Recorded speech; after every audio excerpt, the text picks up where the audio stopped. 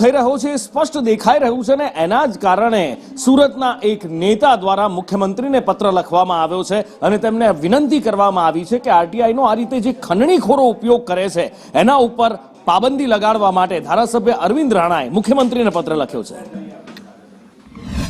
કેટલાક RTI એક્ટિવિટીઝો RTI કરી બાંધકામની સાઇટને બતાવી ભ્રષ્ટાચાર કરે છે, જે પર રોક લગાવવા માટે ધારાસભ્ય અરવિંદભાઈ રાણાએ છે તે મુખ્યમંત્રીને પત્ર લખ્યો છે। ત્યારે અરવિંદભાઈ રાણા સાથે વાત કરીશું કે કઈ રીતના માહિતી મેળવી હતી અને કઈ રીતના આ લોકો ભ્રષ્ટાચાર કરે છે। સાહેબ, આપણે સૌ જાણીએ છીએ કે આપણા દેશમાં રાઇટ ટુ ઇન્ફોર્મેશન એક્ટ 2005 એ અમલમાં છે।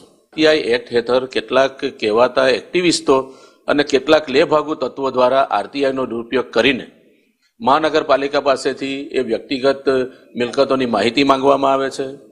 માહિતી માંગ્યા પછી એ જે મિલકતદાર છે એ મિલકતદારની મિલકત તોડી પાડવાની ધમકીઓ આપવામાં આવે છે, અધિકારીઓ પર દબાણ કરવામાં આવે છે અને આમ કરીને એમને બાનમાં લઈને હજારો લાખો રૂપિયાનો ભ્રષ્ટાચાર કરવામાં આવે છે અને જો એને પૈસા નહીં આપવામાં આવે તો અધિકારીઓ પર દબાણ કરીને એની મિલકતો તોડી પાડવામાં આવે છે।